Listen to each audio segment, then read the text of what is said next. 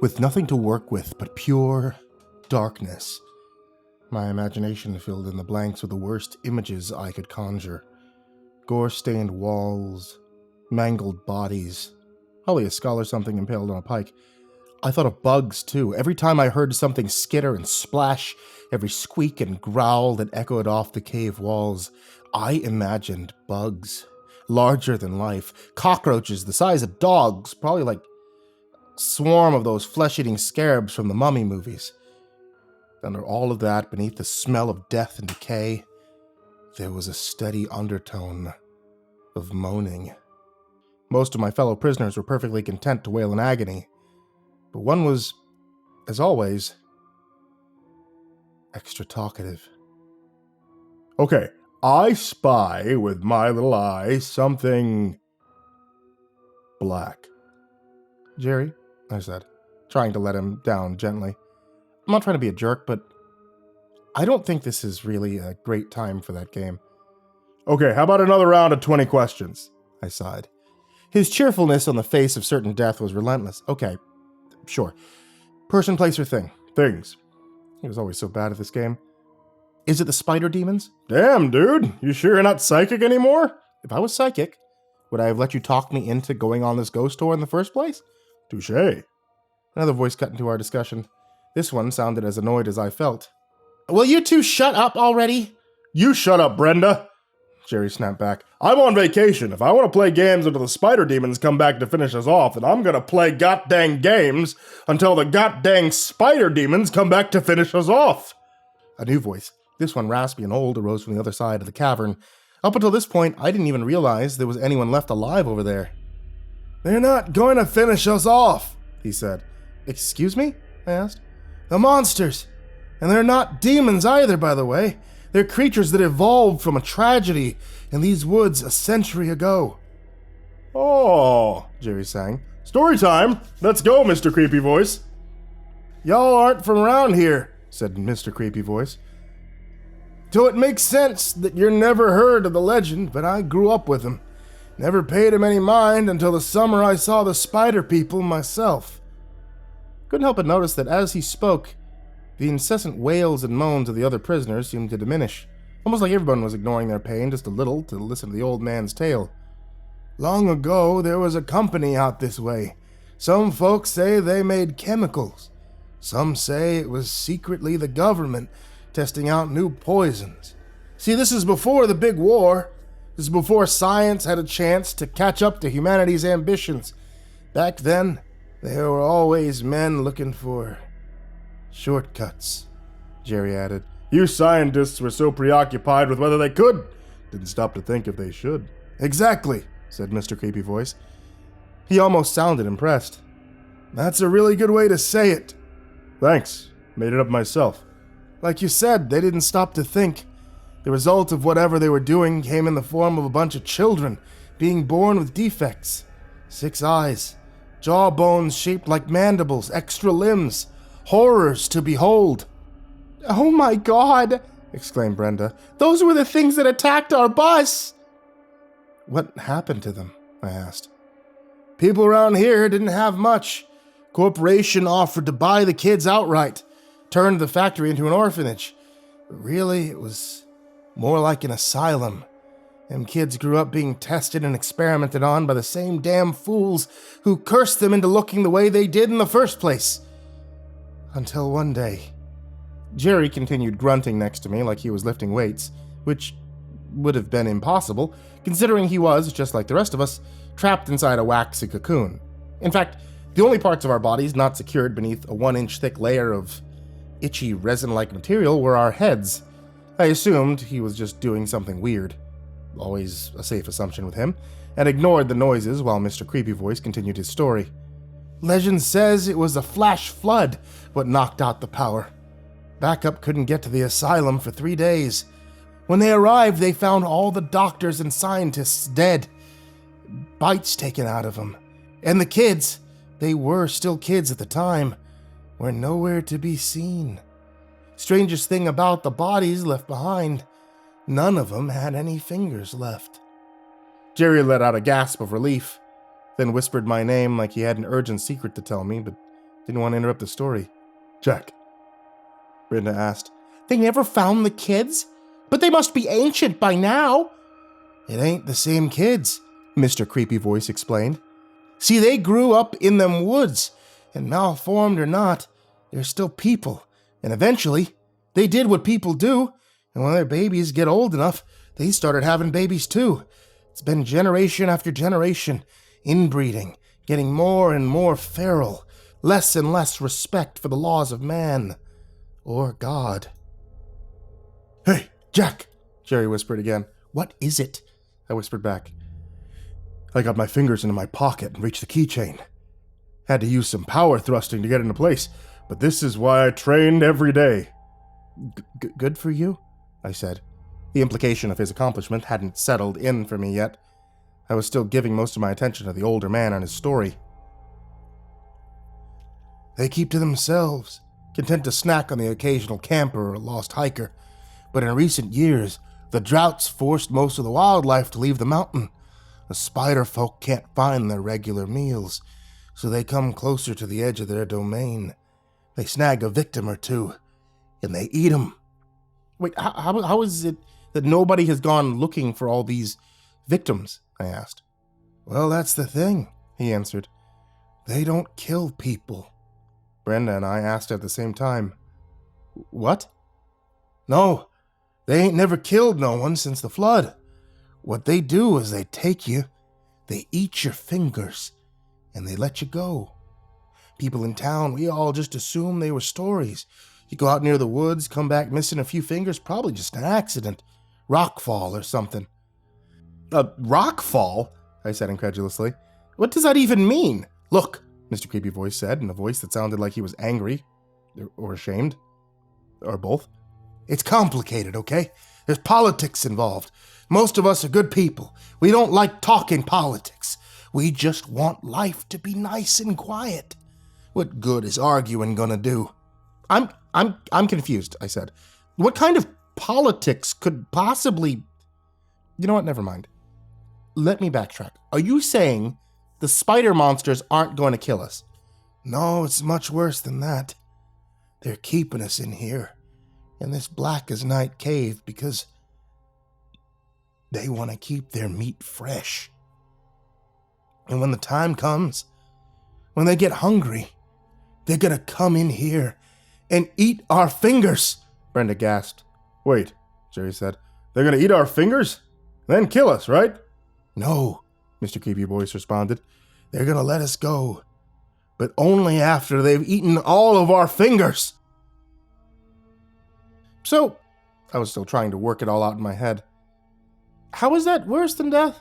I mean, don't get me wrong, I'm not thrilled about the idea of getting my fingers eaten, but given the choice between that and death...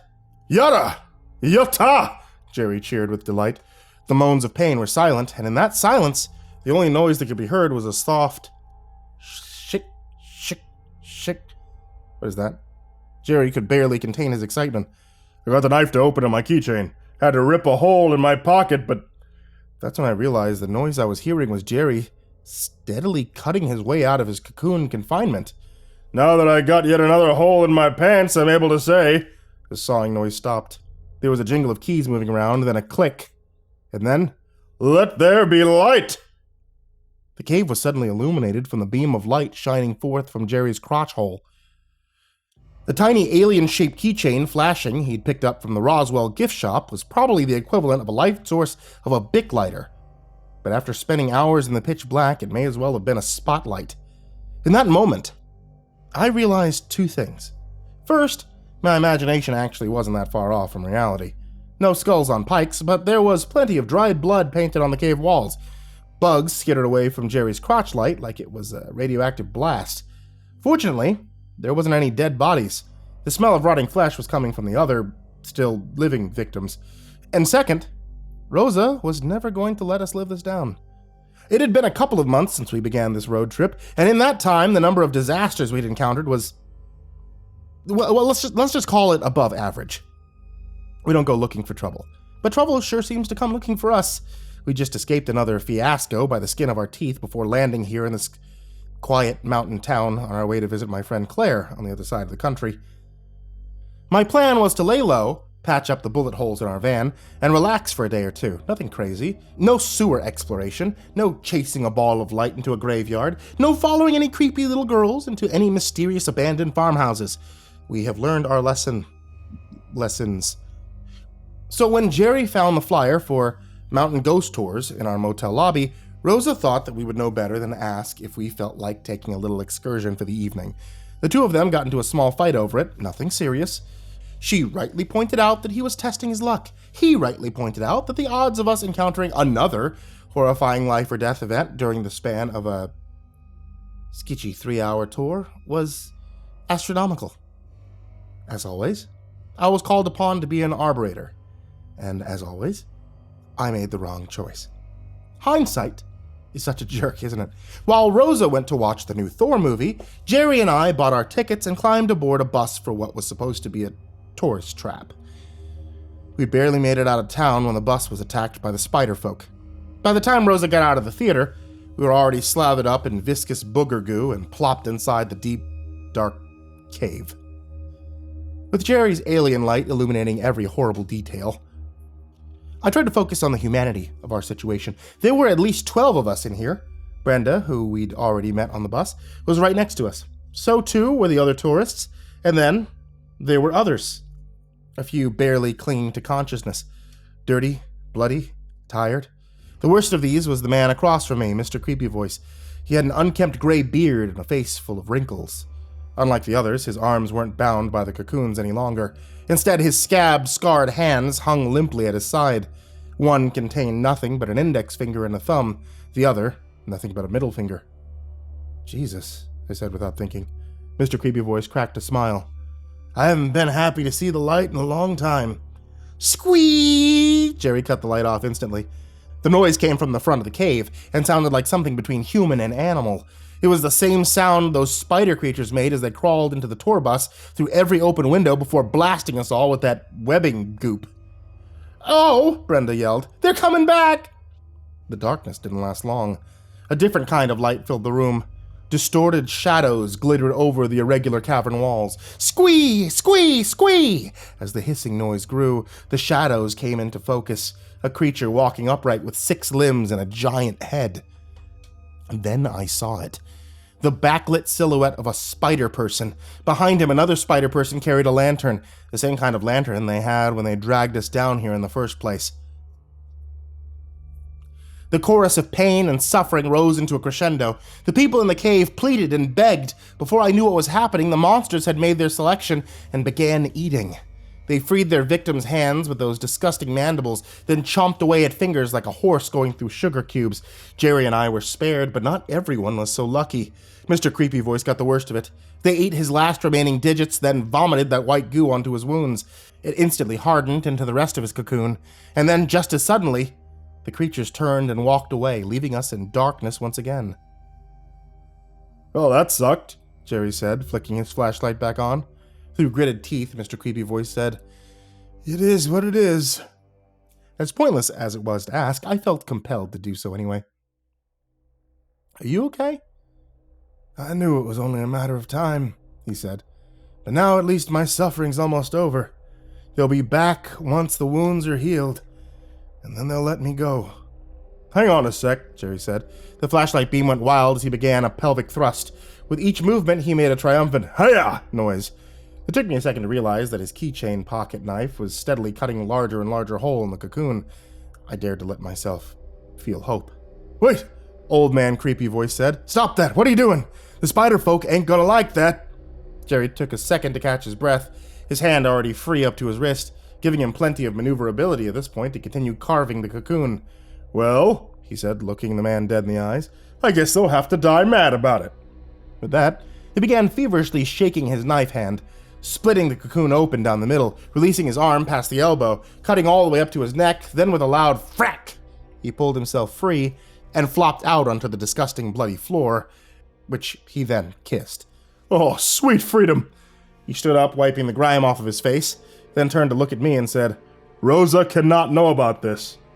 "I won't say a word if you don't." "Great, let's get the heck out of here." As he got to work sawing through my cocoon, he tried to offer the rest of the victims some assurance. "Don't worry, I want to get everyone out of here." No, shouted Creepy Voice. You can't. There's not enough time. Those things will be back soon. Just go. Leave us. Save yourself. What? Brenda asked. Creepy Voice continued. Most of us are too weak to make the walk back down the mountain. We need to stay here. Youch! I shouted as Jerry's blade tip went too deep and scraped a rib. Oh, sorry, buddy. Did I get you? It's fine. Get me out of here. I would have told him to slow down and be more careful, but I had a bad feeling that something was going to happen. Something even worse than the spider monster kidnapping. I couldn't put my finger on exactly what it was, but I knew I wanted to leave the cave before whatever was about to happen could happen. He finished his cut and pried open the plaster-like cocoon. It stuck to my skin and clothes like crazy glue, but eventually managed to tear myself free. As soon as I was out, I started looking for a tool so I could help cut everyone else free. Uh-oh, Jerry said as the light began to dim. Looks like we're almost out of juice. I said go! Creepy Voice shouted angrily. Take your friend! Run away while you still have a chance! You only got enough battery power to reach the opening of the cave. If you stay here, we'll all die, and all of this will be for nothing. Something about that sentence tickled the weird part of my brain that made me stop everything I'm doing and say, hang on, what? Just leave us! With a heavy sigh, Jerry said, Okay, fine, we'll go get help. We'll be back to rescue all of you. No! A heavy silence fell upon the room. I looked at everyone's faces. They were all looking at the old man for an explanation. He huffed and grit his teeth, and scowled as drool poured out of his mouth into his beard. What's really going on? I asked. It's not fair. Jerry stepped forward. What's not fair? I got captured same as you. How is it fair that you get rescued with all your fingers? But I got all 10 of mine bitten off. Dude, we're trying to save your life, I explained. They ain't gonna kill me, he responded in a vicious tone. They already ate my fingers. They're gonna come back later once I'm good and healed, and they're gonna let me go. How do you know that? Brenda asked. Because that's what they do. They ate my neighbor Nate's fingers last year. My cousin Earl got his fingers ate back in high school. Even my first wife Edna had her fingers taken when she was camping in 2004. It sucks, but it's what happens. Hold up, I said. The mystery was finally revealing itself to me in the worst possible way. Are you saying multiple people have already been here to this cave and had their fingers eaten? This has been going on for a while. And what people just don't do anything about it? They knew where the cave was and they still let people come out here?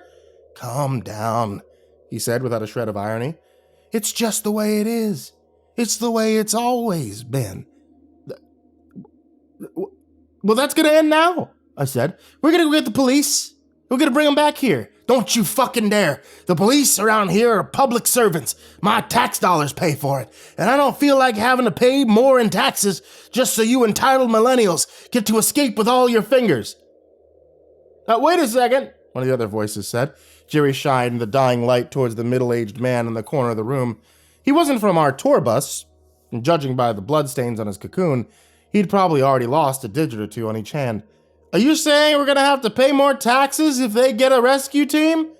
No, I said, at exactly the same time the creepy said, yes! He was louder than me, and rattled on with his rant. The police have to come all the way out here. They're gonna buy extra gas, rent extra rescue equipment, probably have to waste a lot of ammo on the spider folk, and just think of all the overtime. Who's paying for all that wasted government spending, huh? Not these assholes over here with their fancy elitist flashlights on their liberal fucking keychains. This is just woke politics run amok. Okay, God damn it, dude, I shouted. It's got nothing to do with... What the fuck am I even arguing with you? The middle-aged man in the corner piped up again. Now hang on, I don't want to have to pay more in taxes. You won't, I tried to explain. The argument makes absolutely no sense. I'm a middle-class American. I haul cardboard cubes for a living. I can't afford a raise in my taxes. It's all cause of inflation. Now, I'm not trying to get political or nothing. Then don't, I said. Just shut up. We're trying to save you. A new voice, this one strangely high-pitched and Muppet-like, joined the conversation. You know who really benefits from these two losers bringing back a rescue party? Squeep, don't you? Jerry shined the light towards the one speaking. The man was sitting on a rock, scratching his mandible with one of his forearms. Who the fuck are you? Jerry asked. The name's Jordan. Squeep! I think it's obvious. The only ones who would really benefit are the spider folk. Every one of us normal humans will have to pay the price, squeep, while the spider folk reap the benefits. Jordan's right, shouted Creepy. Whose side are you on anyway? Oh, okay, I said, fighting back a headache. You know, Jordan's a spider monster, right? I mean, look at him. He has 6 eyes. He's not even in a cocoon. He is not your friend. He does not have your best interest in mind. Why are you listening to him? Of course he's human, argued the man in the corner. Look, he's wearing a hat. I looked back to see Jordan had, sure enough, put on a backwards ball cap. With the 3 eyes on the left side of his face, he winked at me. This is stupid, Jerry whispered. Yeah, I think, yeah, but I kind of want to see where it's going, though. Creepy wasn't done arguing yet. You know who else called the thing stupid? He said. I swear to God, if you say the Nazis! Nazis thought people were disagreeing with them were stupid, just like you!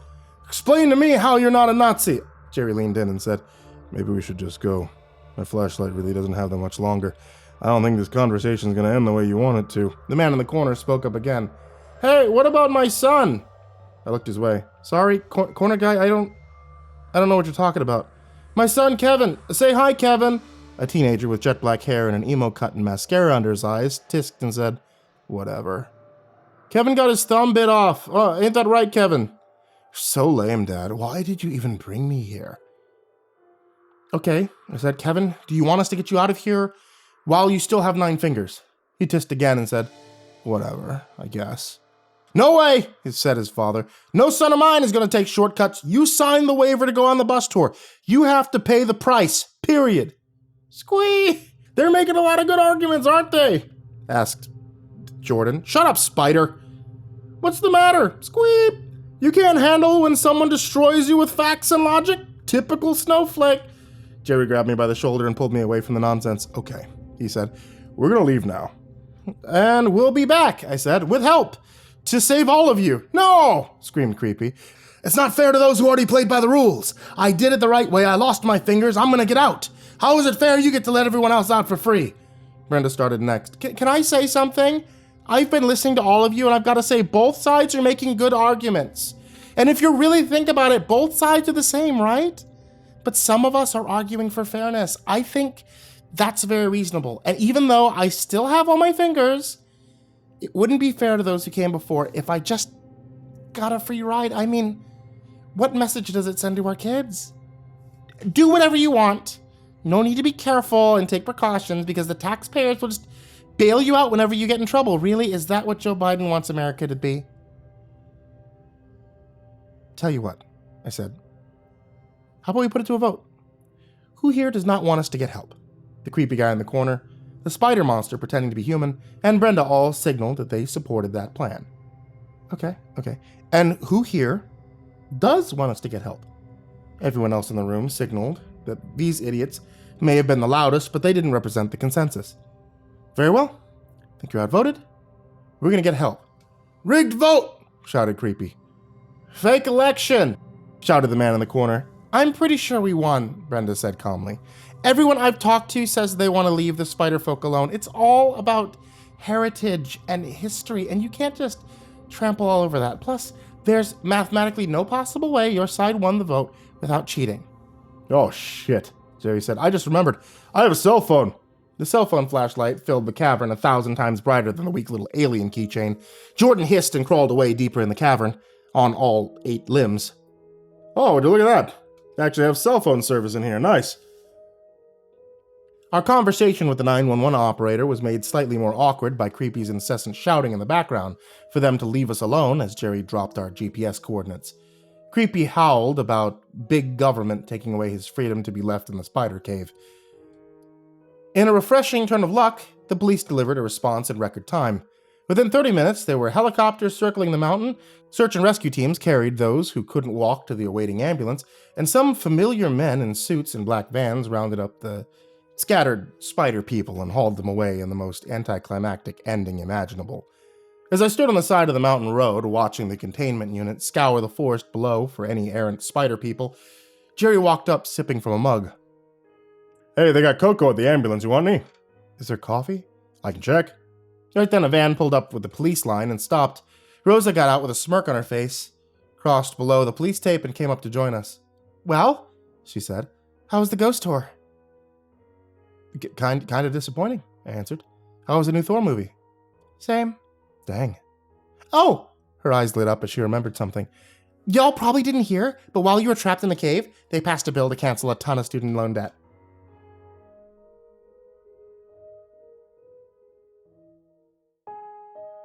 Hey guys, it's still hot out. Like, unreasonably hot out. And you know what's great when it's unreasonably hot out? Iced tea. So if you guys like iced tea, check out Ivory Monocle Tea. That's my wife's loose leaf tea thing she does on Etsy. Etsy.com/shop/Ivory Monocle Tea. You can get a whole bunch of different kinds of teas on there. They can be made hot if you're insane, or they could be made cold if you live anywhere near the equator. So check out etsy.com/shop/Ivory Monocle Tea, and you can get a whole bunch of different kinds of teas, from the fruity kind to the caffeinated kind to the kind that's named after creepypasta things, even one that's named after me, My Dark and Stormy Night. And if you ask, when you order that tea, you can get a little MCP dabbing sticker along with it. Oh, also, I don't think I've ever mentioned this, but I sign all the cards if they're like horror-related teas. So if you ever wanted that, check that out. That's the only place you can get it now. So yeah, check it out. Etsy.com/shop/Ivory Monocle Tea. And as always, I want to give a very big thank you to everybody who supports me on Patreon. Thank you so much. A very big thank you to Jordan Alexander Sanchez, Stephanie Butler, Reaper61167, Bobby Karman, Tristan Pelton, Chance Burnett, Diana Kraus, Thiccy McQuicky, SamaHigh, CrusaderChocobo, SpookyShel, Atomaurus, Grand Moth the Milky, Big Smoke 369, Captain Scurvy, SaltyIrishPoet, Estebean, Brayden Morris, Nate Kuhl, HorrorFan1212, Hour Minute Second Time, Kyle Reznak, David Martin, Scare-ington the Unkempt, Robert Malcolm, Angelus, Spanky, Snoochie Boochie, Seclude, Lupita Galvin, That Creepy Chick, Tyler Fletcher, Merxenum, Red Shadow Cat, Xavier the Cheyenne, Demix, Sean Cadieu-baker, 6 Gay Rats in a Trenchcoat, Turtleman, Rob Like Sharp Things, Cryolinian, Xavier Graphius, Lord Life's Best, Goring Tramagasi, Maria Walker, Emily Mitchell, Crazy Kid, Mr. Marcus Blitz, Eka Limchok, Dirt Diver 030, Matt Bach, Voice of Sand, Coffee Zombie, Hidden Tiger, Shelly J, Jeremy H, Psychomel, Nana, Deleted Account, Melted Lake, Tali Sue, William King, Darth Miver, Michael Ortiz, Titanic Aries, Bardo Hawk 764, Lambda M98, Harley, Sashi Suzaku, Cronut 509, Kaylee Ambrose, Suji Campbell, Stricken, Freddy Krueger, Happy Birthday Jason Wilson, Lisa Cottrell, Caspian, Hades Nephew, Tater Chip, Acid System, Prozac and Pancake Appreciation Society, Benjamin Welvert, Cryptic Nightmares, Kiri the Sloth, Fester's Lampshade, Sky Harbor, Nico Kyle, Rafael Rodriguez, The Ginger Bros, Aaron Stormcrow, Daniel Polson, and Corey Kenshin. As always, thank you guys so much, because you guys help me do everything that I do here. You guys help pay authors for stories and commission stories and do everything that I can do to make this channel and make this podcast the best it could possibly be. So thank you all for supporting me here. And as always, everyone, sweet dreams.